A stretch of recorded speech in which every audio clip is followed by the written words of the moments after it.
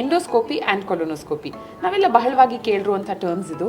So endoscopy ಅಂದರೆ generally ನಮಗೆ ಗೊತ್ತಿರೋದು ಡೈಜೆಸ್ಟಿವ್ ಟ್ರ್ಯಾಕ್ನ ಒಳಗೆ ಒಂದು ಲೈಟ್ ಮತ್ತು ಒಂದು ಕ್ಯಾಮ್ರಾನ ಹಾಕೋದು ಥ್ರೂ ಒಂದು ಎಂಡೋಸ್ಕೋಪ್ ಅಂತ ಏನು ಕರಿತೀರಾ ಅದನ್ನು ಡೈಜೆಸ್ಟಿವ್ ಟ್ರ್ಯಾಕ್ನ ಒಳಗೆ ಹಾಕೋದು, ಇನ್ಕ್ಲೂಡಿಂಗ್ ಈಸೋಫೇಗಸ್, ಸ್ಟಮಕ್ ಆ್ಯಂಡ್ ಡ್ಯೂಡೆನಮ್, ಈ ಎಲ್ಲವನ್ನ ಸ್ಕ್ಯಾನ್ ಮಾಡೋದು ಈಸ್ ಎಂಡೋಸ್ಕೋಪಿ.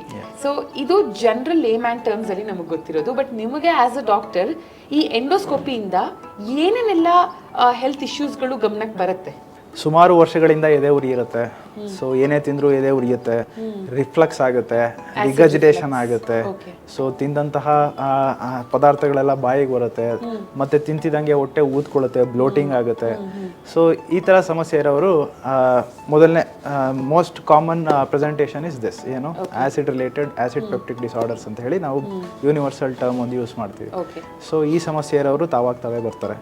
ಸೊ ಎರಡನೇದು ಆ್ಯಕ್ಚುಲ್ ಆಗಿ ಕಾಯಿಲೆಗಳು ಅಂತ ಹೇಳಿದ್ರೆ ರಕ್ತಸ್ರಾವ ಆದಾಗ ಬರ್ತಾರೆ.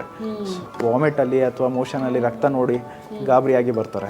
ಸೊ ಅದಲ್ದಂಗೆ ಇನ್ನು ಕೆಲವರಿಗೆ ನುಂಗುವಾಗ ಏನೋ ಸಿಗಾಕೊಂಡಂತಹ ಒಂದು ಸಮಸ್ಯೆ ಶುರು ಆಗಿರುತ್ತೆ. ಸೊ ನುಂಗುವಾಗ ಏನೋ ತಡ್ಕೊಳ್ತಾ ಇದೆ ಅನ್ನೋ ಒಂದು ಸಮಸ್ಯೆ ಶುರು ಆಗಿರುತ್ತೆ. ಇದನ್ನು ಡಿಸ್ಫೇಜಿಯಾ ಅಂತ ಹೇಳಿ ಕರಿತೀವಿ. ಈ ಥರ ಸಮಸ್ಯೆ ಇರೋರು ಬರ್ತಾರೆ. ಸೊ ಇನ್ನು ಕೆಲವು ಪೇಷಂಟ್ಗಳು ಫೆಮಿಲಿಯಲ್ ಆಗಿ, ಅಂದರೆ ನಮ್ಮ ತಂದೆಯವ್ರಿಗೆ ಒಂದು ಕ್ಯಾನ್ಸರ್ ಇತ್ತು, ಸೊ ಅವ್ರಿಗೆ ಹೇಳಿದರು ಇದು ಅಡಿನೋಮಾ ಇರೋವಂಥ ಸಾಧ್ಯತೆ ಇರುತ್ತೆ, ನೀವು ಹೋಗಿ ಚೆಕ್ ಮಾಡಿಸ್ಕೊಳ್ಳಿ, ಫೆಮಿಲಿಯಲ್ ಕ್ಯಾನ್ಸರ್ಗಳು ಇರೋ ಸಾಧ್ಯತೆ ಇದೆ ಅಂತ ಹೇಳಿ ಕ್ಯಾನ್ಸರ್ ಸ್ಕ್ರೀನಿಂಗಾಗಿ ಅವರೇ ಬರ್ತಾರೆ.